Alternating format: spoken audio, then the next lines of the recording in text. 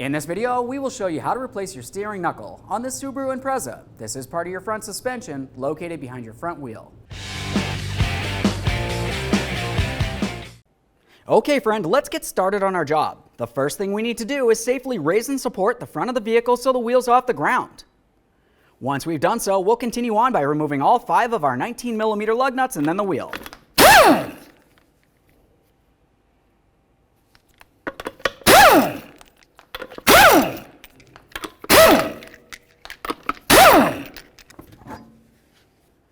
Now we can remove the axle nut. We'll use a 32mm for that.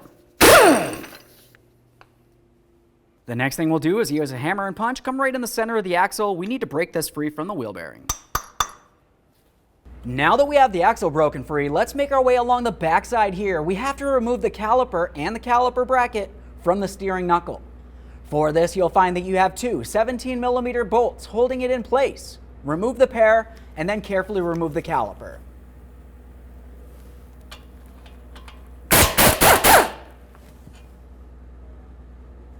Start that back in a couple threads. Remove our upper bolt.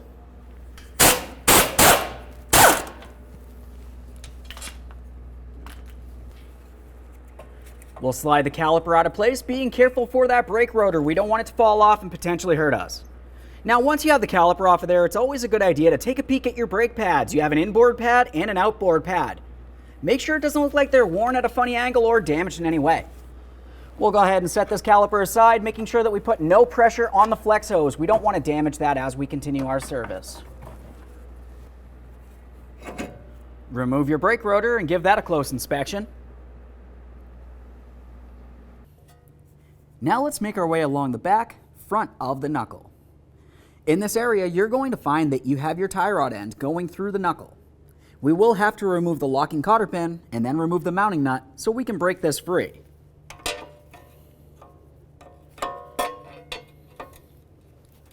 Slide that out of there.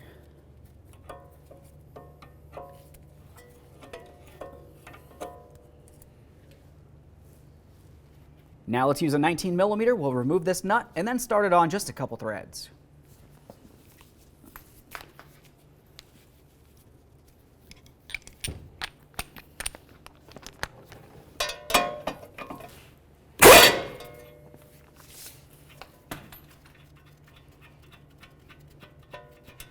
Quick inspection.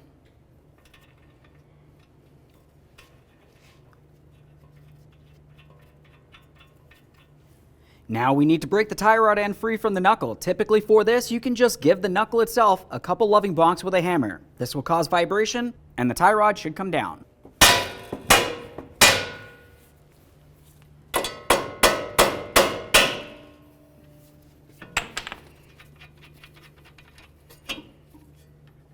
Put this on here for now.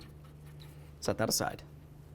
The next thing we'll do is continue on to removing our 4 14mm headed mounting bolts for the wheel bearing.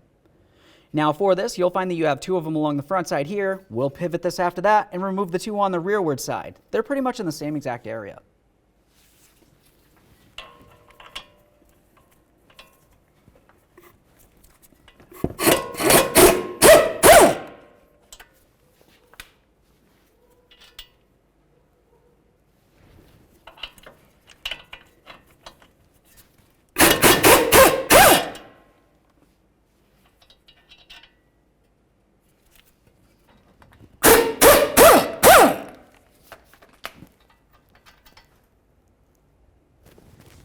Now we can make our way up to this last mounting bolt. This one's pretty much the hardest to get to. We're just going to use a different tool, but we're still using a 14mm.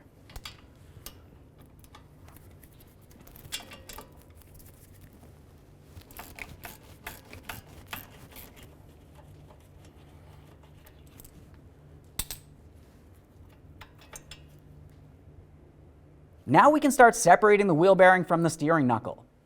Now obviously we're replacing the bearing anyways. You could give this a couple loving bonks with a hammer to try to break it free, but you want to be extremely careful because you could cause damage to the axle itself, which makes its way through. The best way to do this, if you have access to the tool, would be to take one of your bolts and slide it right on back inside this area. We're going to put it in a few good threads, at least 5 or 6 turns. Now the tool that we're going to want to have is an air hammer. I have a bit that goes on it with a 1/2-inch drive. I can put my 1/2-inch drive impact socket directly on this, on the head of the bolt, and now we'll start separating this area.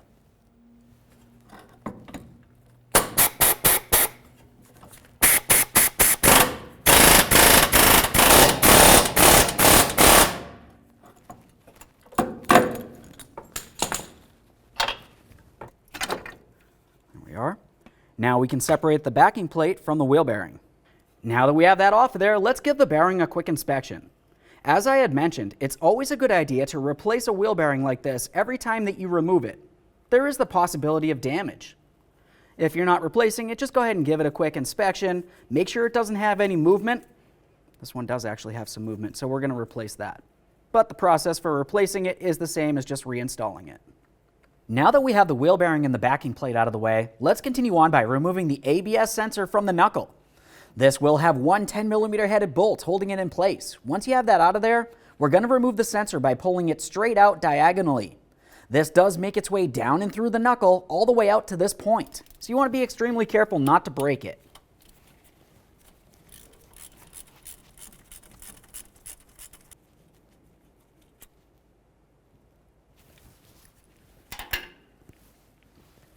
Take hold of that sensor and gently pull it up and away. If you find that it does not want to lift up, you could carefully try using some penetrant and gently tap along here and right here and wiggle this back and forth just a little bit each way to break it free. As I had mentioned, be extremely careful not to damage the sensor in any way. We'll give this a close inspection to make sure it's not cracked or damaged, and we can set it aside. Now let's make our way down along this area. You'll find that you have a 14mm headed pinch bolt that goes through from the front towards the rear. We'll remove that. Generally, it's a good idea to replace these pinch bolts. If you're not, you need to at least clean it and give it a close inspection. Once you have the pinch bolt out of there, you want to pay attention along the back side of the knuckle here. You'll find that you have two ears that are held together by that pinch bolt, and they're squeezing the ball joint in place. Now that we have the bolt out of the way, we're going to carefully make our way inside this area to separate it just enough that we can slide the ball joint down and out through here. Once we have a little bit of movement, we'll continue on by prying this down. We might have to give it a couple taps to break it free. With that separated, now we'll be paying attention in this area while I give this a couple taps to try to break it free some more. Now that we have movement from this area, we can remove the bar and we'll continue upward. Now these two bolts right here are the bolts that hold the knuckle to the lower aspect of your front strut. The bottom one is pretty much just a through bolt that comes through from the rear to the front, and it has a 19mm on each side. As for the top, that's also a 19mm on each side, but this is actually a camber bolt, so it's the adjustment bolt for your alignment. Now since this is the adjustment bolt, we're going to mark it. Up along the top where the strut is, I can already see a marking here, so I'm going to make sure that I mark the bolt in the same exact area. You can pretty much put a mark anywhere you want, just as long as you know exactly where it is.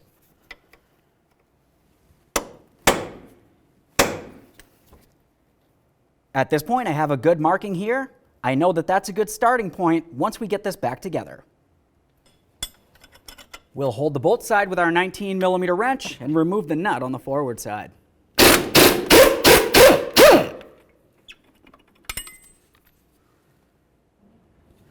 I'm going to leave this lower bolt in here for now and continue up to the top.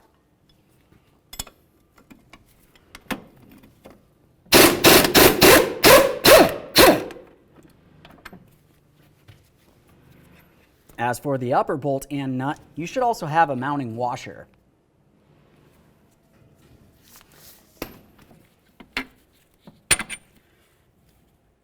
Now that I have the top bolt out of there, let's have a close look at it. Up along the top, you can tell that this area is actually oblonged. It's not perfectly circular. Now we'll remove the lower bolt. This one is perfectly circular. There's definitely a difference there. At this point, we can pivot this away from the lower part of the strut and lift it up and out of this area. And there it is, friend. With the knuckle out of the way, let's give the ball joint a quick inspection. A little bit of rust is okay, but we want to make sure it's not damaged in any way. Also double check that boot. If it looks like it's ripped, torn, damaged in any way, now's a perfect time to replace that ball joint. It's very simple at this point. Remove your cotter pin, remove the nut, give it a couple taps, and there it is, friend. Ours is fine, so we'll continue on with the installation process of our brand new knuckle. Now to install this knuckle, the first thing we want to do is have a look along the bottom where that ball joint will go. It's a good idea to use some copper anti-seize right inside this area, just in case you ever have to take it apart again. Now that we have our anti-seize in there, we'll carefully take this and slide it onto the ball joint. This should slide right down in there. We'll double check to make sure that's completely bottomed out along the bottom. Now as we start swinging this up, we need to make sure that the axle goes through the hole in the knuckle. We'll continue on by bringing it up the rest of the way so it meets with the bottom of the strut. Now at this point, we're going to take our two bolts that hold this together. As you remember, when we removed these, the upper one was the adjustment bolt. That's the one that's oblong. It's not perfectly circular. We'll take this and we'll slide it into position. Now we can take our washer and then our mounting nut. We'll start each of these on here. Now before we tighten this, we're going to continue on to the lower bolt. This one's just a plain old circular bolt, so we're not too worried about the alignment for that. Start that mounting nut on there as well.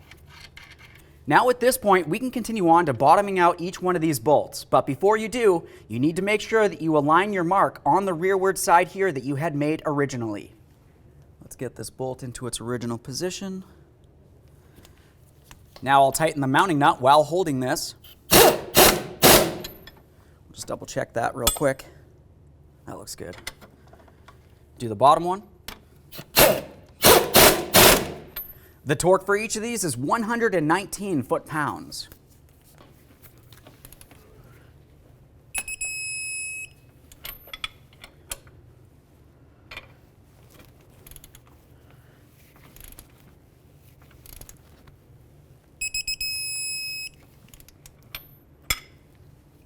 Now we'll install our lower pinch bolt that holds the ball joint to the knuckle. Once again, we have to make sure the ball joint is completely seated against the knuckle. If you have to give this a couple loving bonks just to drive it up in there, feel free to do so. Just don't damage that ball joint. Installing the pinch bolt, you'll notice that I used a little bit of blue thread locker on the threaded area and some anti-seize on the shanked area. That's the smooth area. Take this and start it through from the front. We'll start this in by hand. Snug it up, torque that to 37 foot-pounds.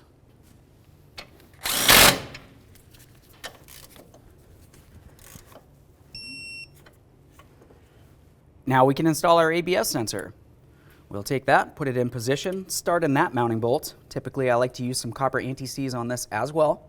We'll bottom this out. The torque for this is 5.5 foot-pounds. It's not very much.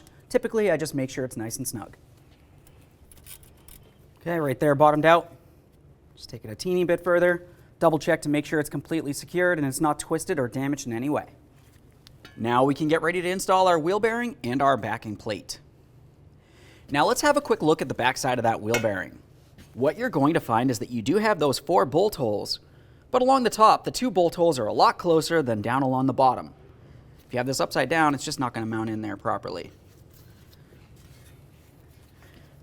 We'll take the backing plate, put it right along the knuckle, and now we can take the bearing and we'll slide it onto the axle and press everything together.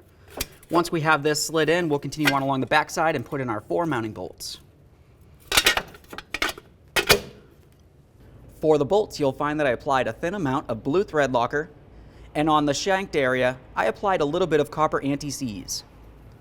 We'll take this and slide it through the hole in the knuckle, through the hole in the backing plate, and then start it into the threaded area of the wheel bearing.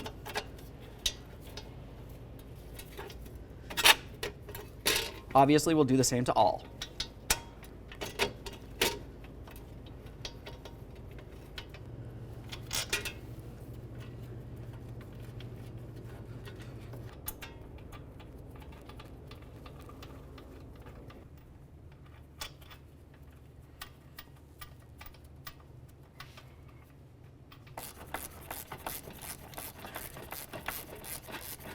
Now that we have them all started in, we can bottom them out and then torque each of them to 53 foot-pounds.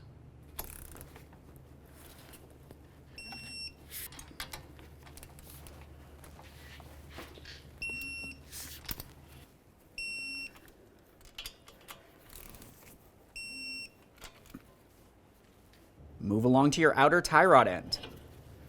We'll slide this in from the bottom to the top. Start on that upper mounting nut, bottom that out, and torque it to 20 foot-pounds.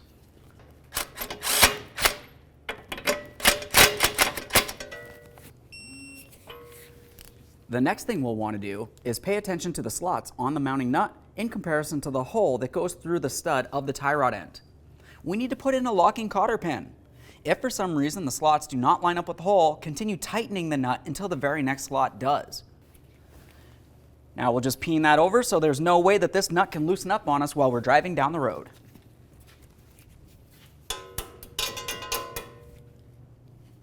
It's time to prepare the back side of the rotor for installation.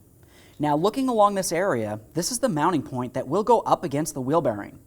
We need to make sure that it's clean and free of any debris. Let's clean this up.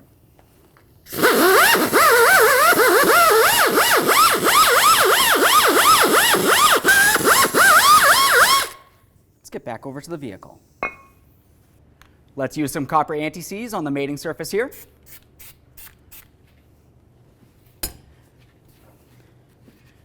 Continue on to installing your rotor. We'll slide this into place and use one of our lug nuts to hold this in. Now that we've done this, we'll continue on to reinstalling our brake caliper.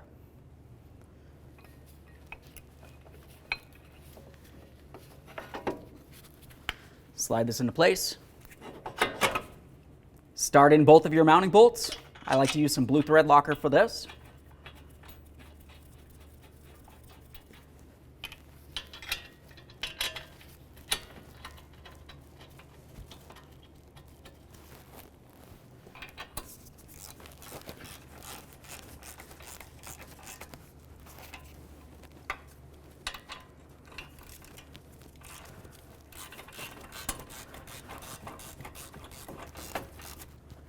Torque each of these to 59 foot-pounds.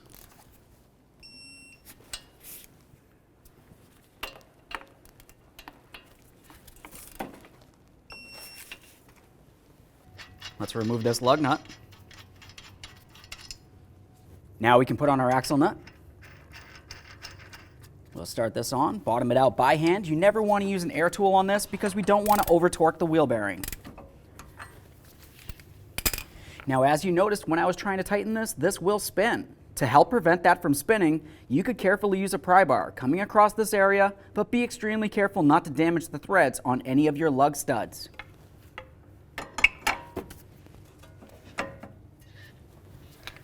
Now we can torque that to 162 foot-pounds.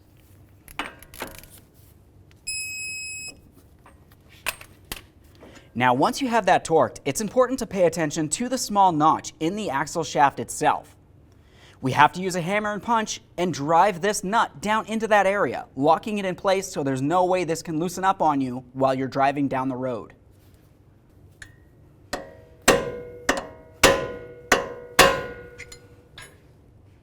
All right, now we can prepare to install our wheel, but before we do, we need to double check every single thing. We want to make sure that we torqued it as necessary. To install the wheel, we'll just go ahead and start this on here. Start on all 5 of your 19mm lug nuts. We'll bottom these out and get the wheel back on the ground. Once we've done that, we'll continue on to torquing these to 100 foot-pounds in a crisscross manner.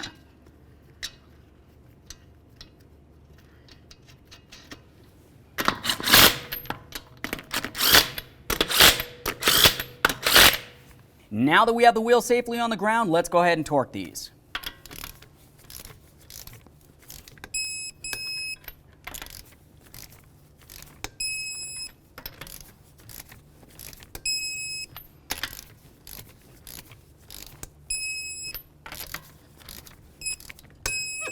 Go around one more time.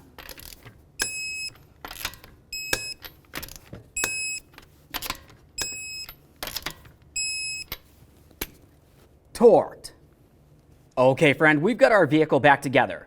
At this point, you can go ahead and take it for a road test. Make sure you don't hear any funny noises and you have no ABS light. Make your way safely down to your local alignment shop. Thanks for watching. When only the best will do, demand TRQ. The only company that lets you view before you do. TRQ is committed to offering the highest quality aftermarket auto parts that are engineered for peace of mind. Thanks for using and viewing with TRQ.